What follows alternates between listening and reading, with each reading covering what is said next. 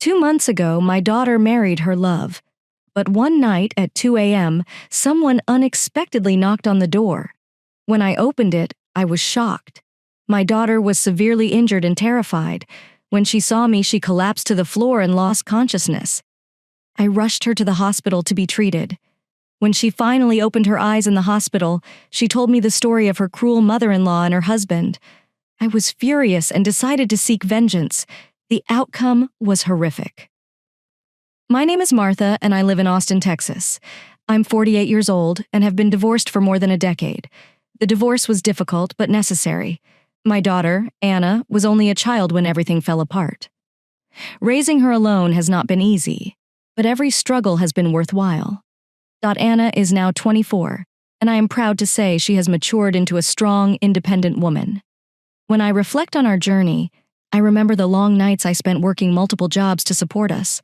I poured all of my love and care into raising her. Anna was always a bright girl with big dreams and ambitions. I encouraged her to pursue her dreams, even if it meant sacrificing my own. I wanted her to have opportunities that she had never had. Anna grew up to be a reserved but hardworking person. She studied hard, and after years of perseverance, landed a job with a company she had always wanted to work for. It was a prestigious position, and I could not have been more proud of her mother. "I got the job," she exclaimed one day, her eyes twinkling with delight. I hugged her tight. Tears of joy streamed down my cheeks. "I knew you could handle it, sweetheart." But success brought new challenges. Anna met David, a 30-year-old financial consultant. They'd been dating for about 7 months before he asked for my permission to marry her. At first glance, David appeared kind, serious, and respectful. He worked for a major firm that collaborated with Anna's company, and I thought he might be a good fit for her still comma. A nagging voice in my head warned me that it was too soon. They were so young, and I had reservations about their relationship. "Are you certain you want to get married, Anna?" I asked, hoping to be supportive but cautious. "Mom, I love him. He makes me happy." Anna responded, her voice firm but hopeful, recognizing her excitement. I ultimately gave my approval. "If you believe this is what you want, I will support you," I replied, attempting to suppress my doubts. Following the wedding, Anna moved in with David's parents, who lived about 30 minutes away. Despite my concerns about her living with them, Anna reassured me. "They're nice, Mom. Everything will be fine." She promised with a smile that warmed my heart. For the first month, everything seemed perfect. I would call Anna on a regular basis and she would tell me about her new life. "Mom, you will not believe how wonderful it is here. David is wonderful, and his parents are incredibly supportive." She would describe my feelings as a mixture of happiness and unease. Something about the sudden change felt unsettling, but I chose to disregard my instincts. Then, without warning, Anna's calls began to decline. At first, I assumed she was simply adjusting to her new life, but as the days passed into weeks, my concern grew. David had blocked my number, making it impossible to contact her. "What's happening?" I wondered aloud. My heart is heavy with worry. One day, I decided to surprise Anna with a visit. I knocked on the door, and David's mother answered. "What do you want?" she snapped, her voice harsh and unwelcoming. I felt my stomach drop. This was not the response I was expecting. "Is Anna home? I just wanted to see how she was doing," I responded, trying to keep my voice steady. "She's busy." "You should make a call next time." David's mother replied curtly before slamming the door in my face. I stood there for a moment, feeling a shiver down my spine. My concerns persisted despite my efforts to dismiss them. My heart sank when I learned Anna had abruptly resigned from her position. That is not like her at all. I reflected, feeling a wave of dread wash over me. Something was very wrong.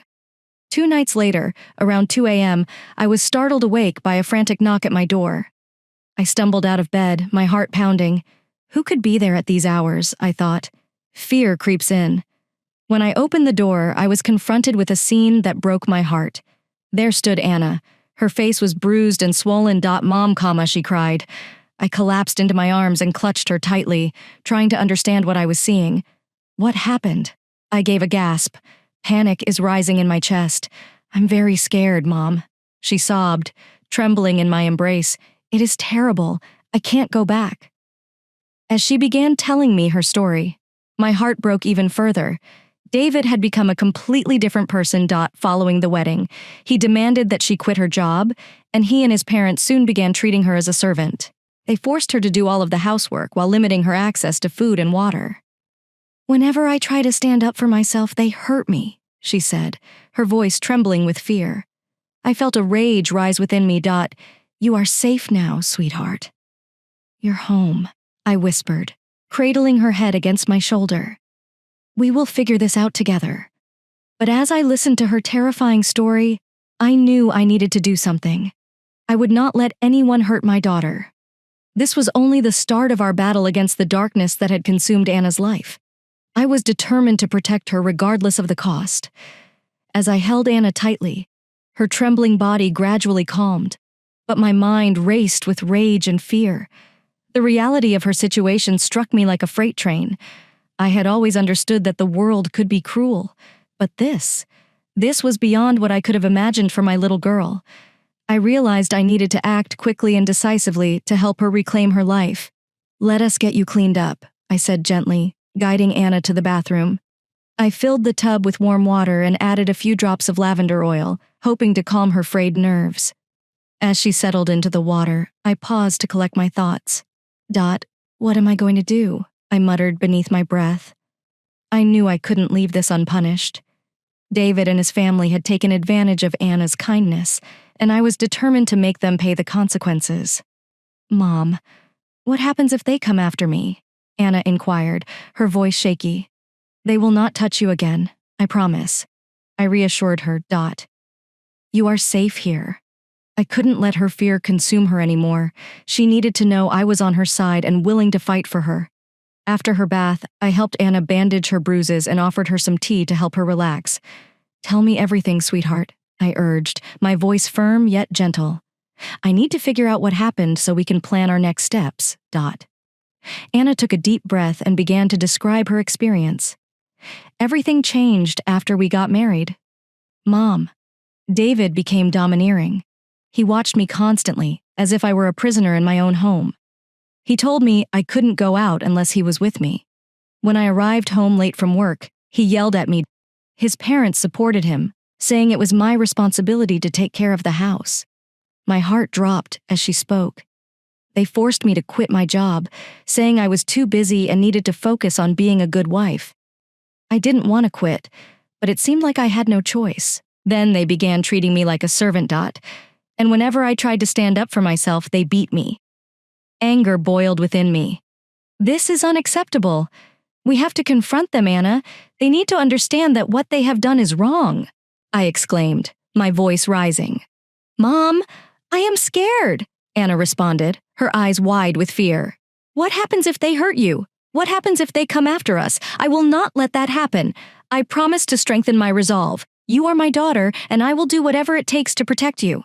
We need to visit the hospital tomorrow to document your injuries. Then, we'll confront David and his family." The following morning, I assisted Anna in getting dressed. She wore a simple, modest outfit, which I hoped would give her confidence. "You look stunning," I said, hoping to lift her spirits. She managed a small smile, but I could still see the concern in her eyes. After visiting the hospital, where doctors examined Anna and photographed her injuries, we went to David's family home. The drive was fraught with tension. I could feel Anna's anxiety building.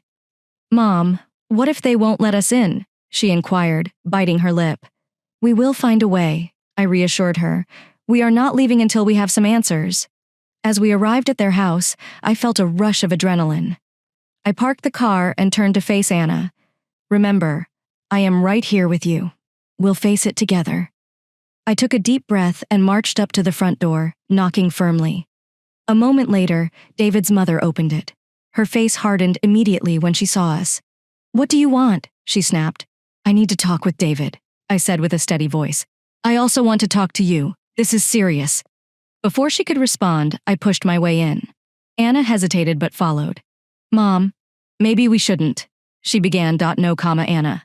They need to know what they've done," I insisted. David appeared full of courage, and when his eyes met mine, I saw a flicker of fear. "What are you doing here?" he demanded with a defensive tone. Anna is leaving you, I declared, my voice full of authority. You have abused her, and I will not stand for it. You will bear the consequences of your actions. His face flushed with rage, and he moved forward, attempting to intimidate me. You have no idea what you are talking about, Martha. Anna is simply being dramatic. I stood my ground. No, David, you have broken my daughter, and I will not let you get away with it. You treated her like a servant and harmed her in ways you couldn't imagine. David, S mother joined in. You must maintain control over your daughter, Martha. She was not meant to be a working woman. She is a wife now, and it is her responsibility. This family's rage coursed through me. Your family is toxic. You've been manipulating and abusing Anna for far too long, and I'm not going to stand for it anymore. Just as David raised his hand to strike me, I instinctively stepped back, raising my arms. If you touch me, I will arrest you, I warned my voice. Steady. Anna was emboldened by my presence and spoke up. I am done. David, I want a divorce. I refuse to live like this anymore. His face contorted with disbelief. He sneered, You will regret this, Anna. But I stood tall, knowing that this was only the start of our fight. Together, we would reclaim her life. As we walked out, I turned to say goodbye to David and his family. You will face consequences for your actions. I promised with determination in my heart, and Anna was by my side. I knew this was only the beginning of our battle against the darkness that had taken over our lives. We'd reclaim her dignity, and I would not rest until justice was done. After our confrontation at David's house, Anna and I drove home in silence. I could feel her fear mixed with a renewed sense of determination. It was a long ride, but we were both deep in thought, anticipating what lay ahead. I looked at her, noticing her bruised face and the fire in her eyes that had been missing for too long. We need to report to the police tomorrow. I spoke firmly, breaking the silence. We need to report what he did to you. Anna nodded, but I could see the worry returning to her expression. What if they don't believe us, Mother? She inquired, her tone barely above a whisper. What if they believe I'm exaggerating? I reached over to squeeze her hand. They I'll believe you, Anna. We have hospital records and photographs of your injuries. You're not alone in this. I'll be right there with you. The next morning, we gathered all of the evidence we could find, including hospital records, photos of Anna's bruises, and even notes she had taken about the abuse. Each piece of paper felt heavy with the weight of our struggle for justice. I could see his hands trembling as she placed the documents in a folder, and I knew she was scared, but determined as we arrived at the police station. I could feel my heart racing. The walls felt like they were closing in, but I focused on myself. We can do it, I murmured to Anna, who was staring at the ground and lost in her thoughts. You are brave, and you have every right to seek assistance. When we entered the station, the officer at the front desk greeted us with a smile, but his expression quickly changed to concern when he saw Anna's condition. Is everything okay? He asked, leaning forwards. No, it is not, I said, stepping in front of Anna in protective manner. My daughter was abused, and we want to file a report. He motioned for us to sit, and I could see the seriousness in his eyes as he listened to our statements. Anna spoke, her voice shaky but determined. My husband and his parents mistreated me. They forced me to leave my job and isolated me. When I tried to defend myself, they hurt me. The officer listened intently, taking notes as Anna described her experience. I have hospital records and photographs, she added, her voice becoming stronger. He nodded, obviously taking the situation seriously. Thank you for coming forward. I will look into this immediately. Your safety is our top priority. After filing the report, we left the station feeling both relieved and anxious. What will happen now? Anna asked, her eyes wide. We are now waiting for the police to do their job. But this is only the beginning, I replied with a surge of determination. We need to get ready for the next steps over the next few days. We got updates from the police. The investigation into David's family was ongoing, and they were cooperating for the time being, but I knew it would not last. I felt compelled to take further action. We need to hire a lawyer. Anna, someone who can guide you through the situation and ensure you get what you deserve. Anna appeared uncertain. What if things get worse? What if they retaliated? We'll deal with it as it arises, I reassured her. You deserve to be free of this nightmare. You deserve to have your life back. As we began to consult with lawyers, I couldn't shake the feeling that David and his family were gearing up for a fight. I suspect they'll try to manipulate the situation to portray Anna as a liar, but I refused to let them intimidate us. One evening, as we sat in our living room, Anna looked at me through tears. I feel so broken, Mom. What happens if this never ends? I pulled her into a hug. You are not broken, Anna. You are stronger than you realize. This is a fight for your freedom, and I will be with you every step of the way. We won't let them win. As I held her, I realized we'd gone too far to turn back now. The road ahead would be challenging, but together we would face whatever challenges lay ahead. Justice was within reach, and I would do everything in my power to help Anna reclaim her life and dignity. As the investigation progressed, the days became weeks, and the tension grew with each passing day. David's family was not going to sit back and watch this happen. I knew they were going to fight back with everything they had. Anna and I met with our lawyer, Mr. Jenkins, who was determined to help us navigate this difficult situation. He assured us during one of our meetings that we had a strong case. The hospital records and photographs of Anna's injuries will back up your claims, but we must prepare for potential counter-attacks. They may try to discredit Anna by claiming she's exaggerating or lying. Anna nodded. Her face was pale. What happens if they succeed? What happens if people believe them? Then we will fight harder, I replied by squeezing her hand. This isn't just about you. It's about standing up to abuse and ensuring that no one else suffers as you have. As the weeks passed, we learned from the police that David's family was being investigated for more than just the abuse of Anna. They were engaged in fraudulent activity at David's workplace. It was a shocking revelation that only strengthened my resolve. We can take advantage of this. Mr. Jenkins explained that participating in illegal activities undermines their credibility. We can argue that they have been dishonest throughout their lives. One afternoon, Anna got a call from the police.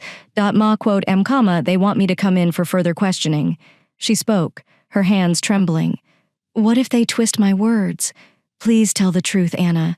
You've been brave thus far.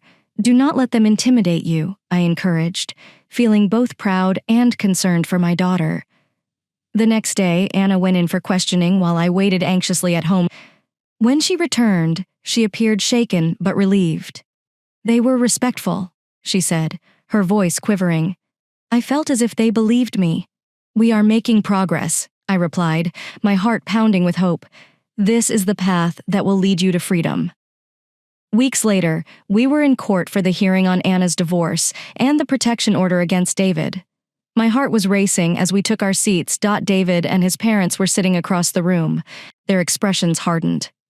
I could sense their hostility from a distance. It was Anna's turn to testify.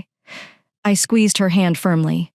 You can do it, I whispered, watching her approach the stand. Anna talked about her experiences. Her voice was steady but full of emotion. I felt trapped and afraid. I did not want to leave my job, but I was made to feel as if I had no choice. They resented my attempt to be self-sufficient. As she described the abuse, I noticed the jurors leaning in, mesmerized by her courage. When she finished, I felt a rush of pride. My daughter was regaining her voice. Finally, the judge issued the verdict. The court rules in Anna's favor. She is granted a divorce from David and receives $80,000 in compensation for her suffering. My heart swelled with joy as tears of relief streamed down my cheeks. I turned to Anna, who was beaming with a mix of surprise and delight. As we exited the courtroom, I felt a weight lifted from my shoulders. The battle was not over. There would be more challenges ahead, particularly with the police investigation into David's family. But for the first time in years, I felt hopeful. Mom, we did it! Anna exclaimed as she wrapped her arms around me tightly. Yes, we did, sweetheart, I said, hugging her close. This is only the beginning of your new life, Dot. You are now free and nobody can take that away from you. With newfound strength. Anna and I began the healing process. We focused on rebuilding our lives, setting new goals, and envisioning a future full of possibilities. I witnessed Anna's transformation from a fearful woman to someone vibrant and full of life, and I could not have been more proud. In that moment, I realized that our conflict was more than just about vengeance. It was about taking back our lives and embracing our resilience. We had faced darkness together, and now we were entering the light, prepared to face whatever the future held. Together, we were stronger than ever. Nothing could break our bond.